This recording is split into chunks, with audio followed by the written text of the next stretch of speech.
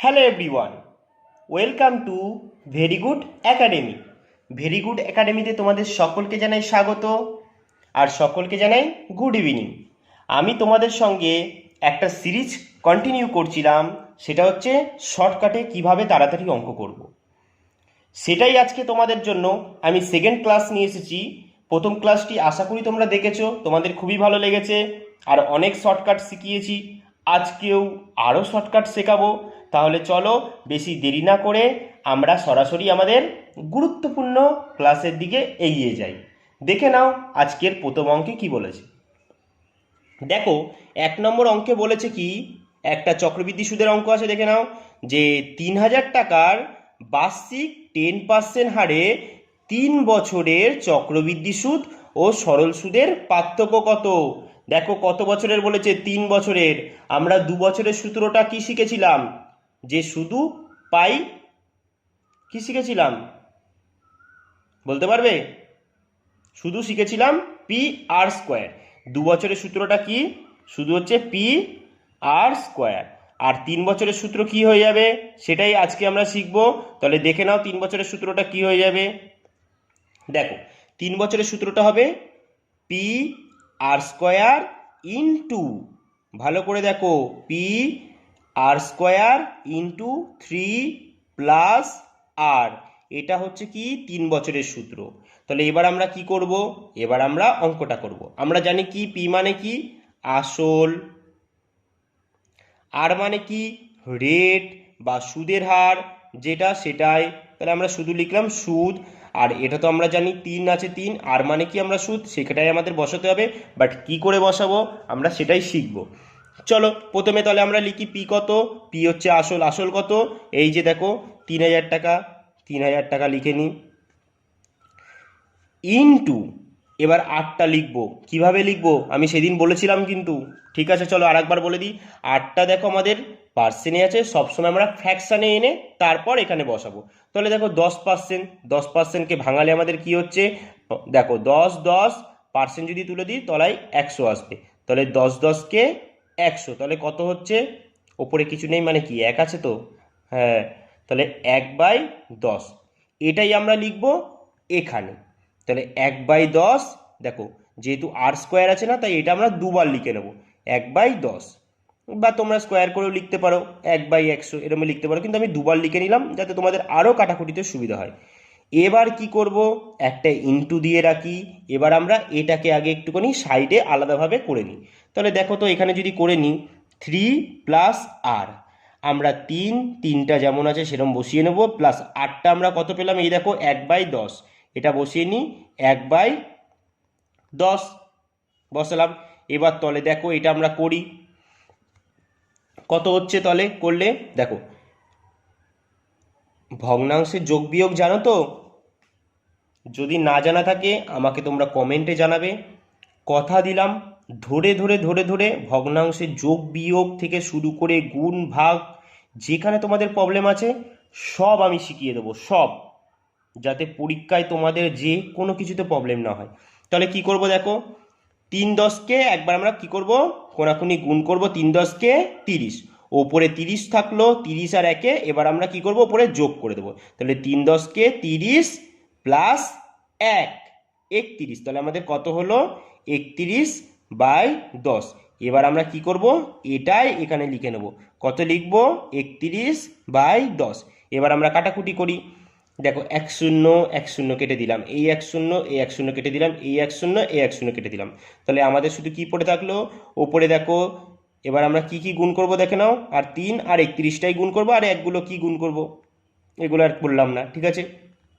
তোমাদের ভালো লাগলে একগুলো গুণ করো, বাট আমি করব না কিন্তু, ঠিক আছে? চলো তাহলে 3 দিয়ে গুণ করলে 3 × 3, তারপর হচ্ছে 3 × 3 = 9। তাহলে আমাদের চক্রবৃদ্ধি সুদ ও সরল সুদের পার্থক্য কত হয়ে গেল, দেখো 93 টাকা। এটাই হয়ে গেল কি আমাদের অ্যান্সার। কত তাড়াতাড়ি করলাম না? আশা করি তোমরা বুঝেছো যে এই অঙ্কগুলো আমরা শর্টকাটে কিভাবে তাড়াতাড়ি করব। নাহলে কিন্তু এই অঙ্কগুলো কিন্তু অনেক বড় অঙ্ক কিন্তু। তাহলে তোমাদের প্রথমে কিন্তু চক্রবৃদ্ধি সুদ বার করতে হবে, তারপর সরল সুদ বার করে, তারপর তাদের ডিফারেন্স বার করে তোমাদের অঙ্কটা করতে হবে। আমি যখন চক্রবৃদ্ধি সুদের অঙ্ক করাবো আমি ভাঙিয়ে ভাঙিয়েও দেখাবো, কিন্তু আজকের ক্লাস তো শর্টকাটের ক্লাস, তাই শর্টকাটেই আমি তোমাদের দেখালাম। তাহলে আমাদের অ্যান্সার কত হয়ে গেল? 93 টাকা। এটাই হয়ে গেল আমাদের অ্যান্সার। আশা করি তোমাদের ভালো লেগেছে। চলো তাহলে দেখে নিই পরবর্তী অঙ্কে কি বলেছে। তার আগে দেখো অ্যান্সার কত হয়ে গেল, অপশান সি 93। চলো তবে দেখে নিই পরবর্তী অঙ্কে কি বলেছে। দেখো 2 নম্বর অঙ্কে কি বলেছে আমরা দেখে নিই। চলো 2 নম্বর অঙ্ক বলেছে সময় এবং বার্ষিক সুদের হার সমান হলে বলেছে বার্ষিক কত সুদের হারে বলেছে কি আসলের 1/4 অংশ নাকি সুদ হবে। তাহলে কি বলেছে সময় এবং বার্ষিক সুদের হার সমান, তাহলে দুটোই কিন্তু সমান হবে। যদি সমান হয় তাহলে বার্ষিক কত সুদের হারে এটাই বার করতে হবে। কত সুদের হারে আসলের 1/4 অংশ সুদ হবে। তাহলে আমরা এটুকুনি বুঝতে পারছি যে আসল কত 4 ভাগ আর সুদ কত 1 ভাগ। এটুকুনি আমরা বুঝতে পারছি যে আসল কত 4 ভাগ, সুদ কত 1 ভাগ। তাহলে এটা আমরা শর্টকাটে কিভাবে করব? আজকে আমাদের শর্টকাটের ক্লাস, তাই আমরা এটা শর্টকাটেই করব। দেখো এই সূত্রটা ভালো করে মাথায় রাখবে যে √100n। যদি এমন অঙ্ক বলে যেখানে সময় ও বার্ষিক সুদের হার সমান হবে তখন এটাই করবে √100n। তাহলে এবার কি করবে, দেখো রুট লেখো 100 100, এনের জায়গায় কি বসাবে, এই ফ্র্যাকশানটা বসিয়ে দেবে। তাহলে ইন্টু 1/4। এবার কাটো, 4 25 100। তাহলে এবার কি থাকছে আমাদের √25। তাহলে 25 রুট কত আমরা জানি 25 কার স্কোয়ার, 5 স্কোয়ার না, 5 5 25। তাহলে আমাদের অ্যান্সার কত হয়ে গেল 5। এটাই হয়ে গেল আমাদের অ্যান্সার। তাহলে সুদের হার কত পার্সেন্ট হয়ে গেল 5%। দেখো অপশান এতে আছে। কত সুন্দর করলাম তাড়াতাড়িভাবে। আশা করি তোমাদের ভালো লেগেছে তো। তাহলে চলো এগিয়ে যাই পরবর্তী অঙ্কের দিকে। দেখো 3 নম্বর অঙ্কে কি বলেছে দেখে নি। বলেছে কি এক দ্রব্য 400 টাকায় বিক্রি করলে যত পরিমাণ ক্ষতি হয় বলেছে 600 টাকায় যদি বিক্রি করি তবে বলেছে কি সম পরিমাণ লাভ হবে। তার মানে কি বলেছে, একটি দ্রব্য 400 টাকায় বিক্রি করলে যত পরিমাণ ক্ষতি হবে, মানে ধরো যদি 1% ক্ষতি হয় তবে নাকি তুমি যদি আবার 600 টাকায় বিক্রি করো তবে নাকি তোমার 1%ই লাভ হবে। এটা আমরা ধরলাম। কিন্তু আজকে তো আমরা কোনো কিছু ধরে অঙ্ক করব না, আজকে শুধুই শর্টকাটে করব। শর্টকাটে কিভাবে আমরা বড় বড় অঙ্কগুলো সলভ করব সেটাই দেখব। তাহলে কি করবে, কিচ্ছু করবে না। এরকম যখনই বলবে না তত বলবে যে এই যে যত ক্ষতি হচ্ছে তত লাভ হচ্ছে, তখন কিচ্ছু করবে না। জাস্ট এই 400 আর 600 কি করবে, এই 600টা আর 400টা যোগ করবে, যোগ করে 2 দিয়ে কি করবে ভাগ করে দেবে। তাহলে ভাগ করলে কত হচ্ছে দেখো, 600 আর 400 কত হচ্ছে 1000 হচ্ছে না। এবার 2 দিয়ে ভাগ করলে কত হচ্ছে দেখো, 5 দুগুণি 10 আর 2টো 0। তাহলে আমাদের অ্যান্সার কত হয়ে গেল, বা আমাদের দ্রব্যটির ক্রয় মূল্য কত হয়ে গেল 500 টাকা। তাহলে কত শর্টকাটে করলাম, এটাই হয়ে গেল আমাদের অ্যান্সার। আশা করি তোমাদের এই অঙ্কগুলো খুবই ভালো লাগছে। আর এগুলো বলে দিলাম পরীক্ষায় কিন্তু বারবার আসা অঙ্ক, খুব ভালো অঙ্ক। কিন্তু কেউ আবার মজা হিসাবে নিও না এই অঙ্কগুলোকে যে এত শর্টকাটে হয়। এই অঙ্কগুলো করতে করতেই কিন্তু পুরো পরীক্ষা মায়ের ভোগে চলে যায়। তাই আশা করব ভালো করে শর্টকাটগুলো দেখে নাও যাতে পরীক্ষায় অ্যাপ্লাই করতে পারো। চলো তবে এগিয়ে যাই পরবর্তী অঙ্কের দিকে। দেখো 4 নম্বর অঙ্কে কি বলেছে। আর আজ এখানে একটু কারেন্টের প্রবলেম হচ্ছে তো, তাই লাইটটা ঠিক মতো পড়ছে না। বাট একটু অসুবিধা হলেও একটু ম্যানেজ করে নিও আজকের দিনটা, শুধু একটু, যেহেতু লোডশেডিং চলছে তাই একটু অসুবিধা হলে ম্যানেজ করে নিও আজকের জন্য। তোমাদের কাছে আমি ক্ষমা চেয়ে নিচ্ছি এর জন্য। তাই দেখে নাও কি বলেছে 4 নম্বর অঙ্কে। দেখো 4 নম্বর অঙ্কে কি বলেছে কি কোনো পরীক্ষায় মোট ছাত্রছাত্রীর 80% নাকি বাংলায়, 70% নাকি ইংরেজিতে এবং 60% নাকি উভয় বিষয়ে পাস করে। মানে কোনো পরীক্ষায় সেখানে 80% বাংলায় পাস করেছে, 70% ইংরেজিতে, আর উভয় বিষয়ে নাকি যারা বাংলা আর ইংরেজি উভয়তেই নাকি 60% পাস করেছে। যদি 40 জন ছাত্রছাত্রী উভয় বিষয়ে ফেল করে, দেখো অল টোটালটা আমাদের পাশে দিয়েছে আর যখন আমাদের বার করতে বলেছে ফেলে বার করতে বলেছে। তাহলে বলেছে কি মোট ছাত্রছাত্রীর সংখ্যা কত। আমরা এটা কিভাবে করব, আজকে আমরা শুধুই এটা শর্টকাটে করব। তাহলে দেখো কিভাবে করব, তাহলে আমরা এটা তাহলে সবসময় মাথায় রাখবে, যদি এমন বলে এরকম ধরনের অঙ্কগুলো বলে যে এত এত পাস করেছে, শেষে যে বলে এতজন ফেল করেছে, এরকম শর্টকাটে করে দেবে 100 minus A plus B minus C. Actually এইটুকানি মনে রাখলেই যথেষ্ট, এইটুকানি মনে রাখলেই A plus B minus C. কেন, আর আগে কেন করেছি 100, যেহেতু 100 থেকে মাইনাস হবে তাহলেই আমরা ফেলের সংখ্যাটা পেয়ে যাব, আর প্রশ্নও ফেল বলেছে তার সাথে সমান করে দেবো। তাই তাহলে দেখো কি করবো এবার, 100 মাইনাস দেখো এ প্লাস বি, এর জায়গায় বসিয়ে দাও 1% 80, প্লাস বির জায়গায় বসিয়ে দাও 70, আর উভয়টা হচ্ছে 60% না, 60টা মাইনাস করে দাও। তাহলে কত হচ্ছে দেখো 100 মাইনাস 80 আর 70 কত হচ্ছে, 8টার সাথে কত, বলো বলো বলো, 8টার সাথে 150 হচ্ছে না, 150 হচ্ছে তো, 150 মাইনাস 60।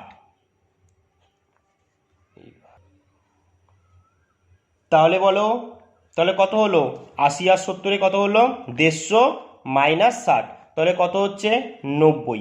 তাহলে কতজন পাস করেছে, 90 জন পাস করেছে।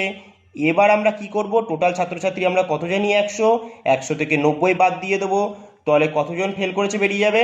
তাহলে দেখো 100 থেকে 90 বাদ দিলে 10 জন ফেল করেছে, আর প্রশ্নে বলেছে দেখো তো কতজন ফেল করেছে, এই যে 40 জন ফেল করেছে। তাহলে আমরা বলতেই পারি 10-এর ভ্যালুই 40, কারণ দেখো আমি বার করলাম 10 জন ফেল করেছে আর প্রশ্নে বলেছে 40, তাহলে দুটোই সমান। তাহলে কত গুণ, দেখো 4 10 কে 40, তাহলে আমাকে বলেছে কি, তবে মোট ছাত্রছাত্রীর সংখ্যা কত।